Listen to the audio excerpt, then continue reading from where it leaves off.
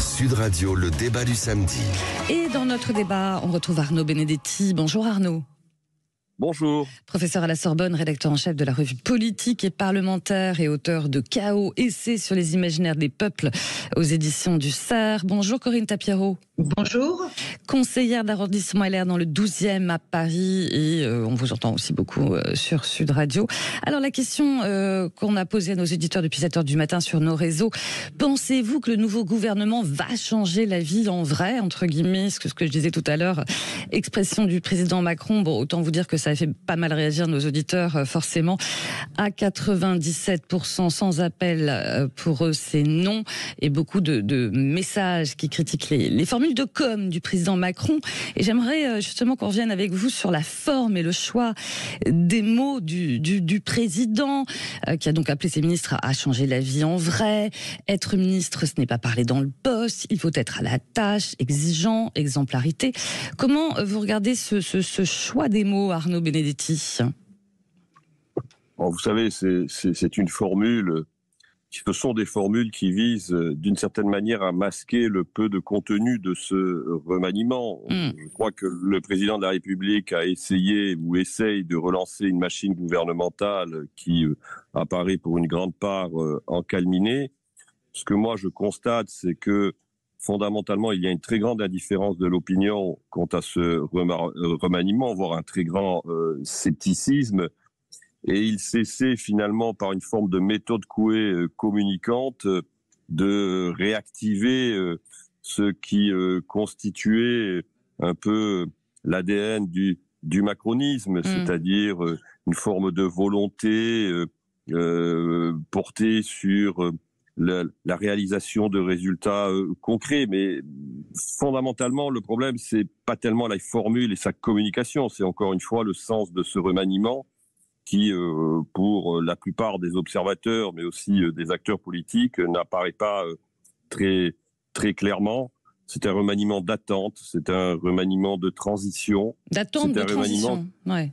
C'est un remaniement qui acte d'une certaine manière l'impossibilité que le président de la République a à élargir sa majorité, d'où le choix à la fois de Madame Borne d'une part, oui, et d'où le choix finalement des ministres qu'il a fait entrer dans ce gouvernement, qui appartiennent tous finalement, j'allais dire, au cercle de la Macronie.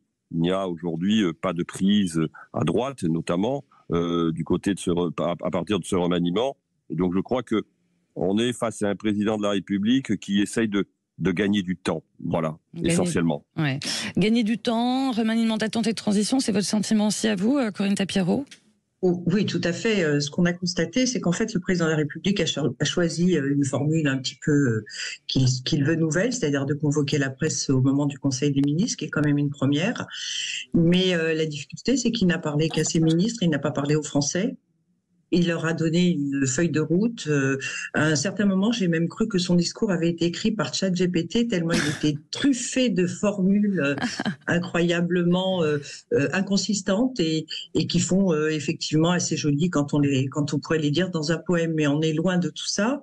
J'ai été frappée par les 4 axes qu'il s'est donnés, à savoir assurer la rentrée scolaire, la santé, la transition écologique, mais je vois à travers cette volonté farouche de transition écologique et également, il a également cité l'indépendance économique de la France, en tout cas industrielle. Oui, indépendance, c'est un mot qui est revenu aussi beaucoup, ouais, effectivement. Voilà, le cap est clair et simple, celui d'indépendance du pays.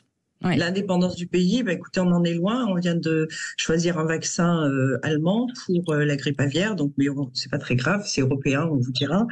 Mais la difficulté, c'est que cette indépendance, elle va coûter très cher aux entreprises. Et j'ai l'impression que, à part la vraie vie qui veut nous faire vivre, lui, il vit vraiment hors sol, dans un bocal, ainsi que toute son équipe. Parce que ce qui fait vivre aujourd'hui le pays, ce sont les TPE-PME, qui sont les plus grosses pourvoyeuses d'emplois. Et d'un autre côté, ce sont elles qui vont être les plus lourdement taxées avec les nouvelles normes environnementales qui ne manqueront pas d'arriver. Et surtout la crise énergétique qui n'en a pas fini de faire des soubresauts, puisqu'on a une augmentation de 10% et qu'on va avoir 3 augmentations dans l'année à venir, dans les tout premiers mois de 2024, de 17%. Donc je crois qu'on est aujourd'hui dans un pays qui, comme pour plagier Ségolène Royal, qui aimait à dire, ce pays n'est ni gouverné ni dirigé.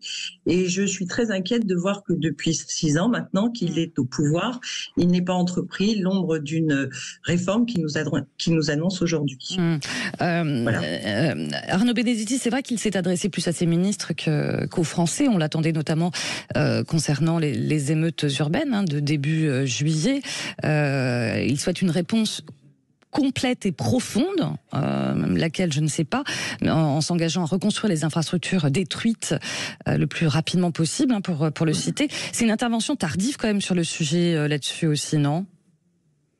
C'est-à-dire que si vous voulez, toute la séquence de communication qui s'était efforcée d'édifier il y a maintenant plus d'une centaine de jours sur les 100 jours qui devaient conduire à la fois un appaisement du pays et la possibilité pour le gouvernement de retisser un lien avec l'opinion publique apparaissent pour ce qu'ils étaient au départ, c'est-à-dire un exercice de communication.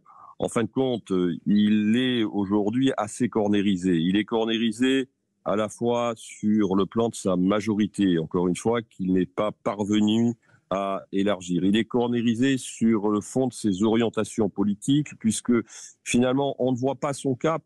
Il parle d'indépendance, mais si vous voulez, le problème d'Emmanuel Macron, c'est que il n'est pas le président de l'indépendance nationale. Oui. Il est plutôt le président de, j'allais dire, l'adaptation de la France à des prérequis qui sont dictés à l'extérieur. Donc il a beaucoup de mal aujourd'hui à se présenter comme le président de la souveraineté. Sauf que il comprend très bien qu'il y a un besoin, une demande de souveraineté qui s'exprime dans le pays à tous les niveaux, sur le plan économique, sur le plan industriel, sur le plan stratégique, sur le plan aussi de la maîtrise des flux migratoires, n'étant pas en mesure finalement d'apporter des réponses politiques, il apporte des réponses de communication.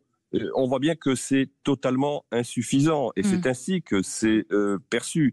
Donc tout l'enjeu aujourd'hui pour Emmanuel Macron, encore une fois, c'est, je crois, d'essayer de faire durer une formule avec une équation parlementaire qui, à mon sens, sera encore plus compliquée à la rentrée qu'elle ne l'est aujourd'hui, parce que il faut retenir notamment ces derniers jours les déclarations d'un certain nombre de leaders républicains qui, sur le budget ou sur l'immigration, ne paraissent pas cette fois-ci enclins à être bienveillants avec le gouvernement. Ce que je crois, c'est qu'en fait, la réponse qu'il a apportée à travers ce remaniement n'apparaît pas comme à la hauteur de la crise politique que nous traversons. Mais il n'avait pas fondamentalement, à l'intérieur de sa majorité, les moyens de répondre à cette crise. Il a choisi finalement la solution qui, à ses yeux, dans l'immédiat, est pour lui la plus confortable, c'est-à-dire renommer Madame Borne, oui. faire quelques réglages à l'intérieur de son gouvernement. Mais très franchement, je ne vois pas encore aujourd'hui le levier que constitue ce remaniement pour relancer une machine gouvernementale qui aura vraiment du mal à la rentrée pour faire passer un certain nombre de textes. Et je crois que le risque d'une motion de censure pour la rentrée, pour la session en tout cas d'automne, est plus fort que jamais. Et il pèse fortement comme une épée de Damoclès sur ce gouvernement. En rentrée qui sera compliquée pour Elisabeth Borne aussi, Corinne Tapiero. Oui, tout à fait. De toute façon, le fait de ne pas changer Elisabeth Borne, moi, ce que je dirais, je tiendrais une petite formule pour faire du Macron. Ouais. En fait, son discours, c'est tout pour la com, rien pour l'action. D'ailleurs, c'est écrit par ChatGPT ou pas, Corinne Tapiero ? Par moi. La première inaction, c'est de ne pas changer de Premier ministre. Alors après, je pense qu'il y a une stratégie derrière qui est très très simple. C'est qu'il sent qu'il va être débordé encore plus qu'il ne l'a été à l'Assemblée nationale à la rentrée. Et au moins à l'occasion d'une motion de censure qui, on ne sait jamais, pourrait être votée, il a peut-être d'autres fusibles qu'il prépare pour faire un vrai remaniement en profondeur et changer un peu les choses. Alors après, faire des remaniements en appelant des élus LR ou autres, je serais presque tentée de dire qu'il en a déjà pas mal entre Darmanin, enfin tous les défroqués de LR. Défroqués de LR. il en a déjà pas mal. Donc, était-il vraiment nécessaire d'en voir de nouveau se rallier à sa cause? Il a aussi les sénatoriales qui arrivent pour une partie fin septembre.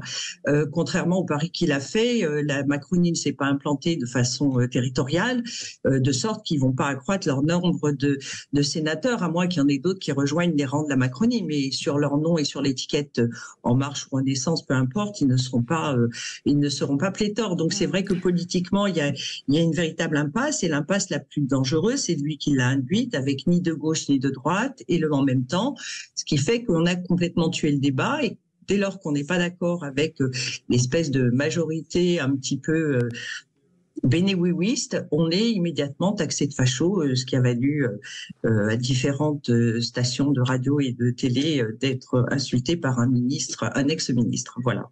C'est-à-dire ? Bah écoutez, comme CNews et Europe 1 ne pensent pas comme la doxa gouvernementale, ce sont des fachos, quoi. Donc c'est une allusion à ce qu'a déclaré Pape-Diaye, oui. Exactement, oui.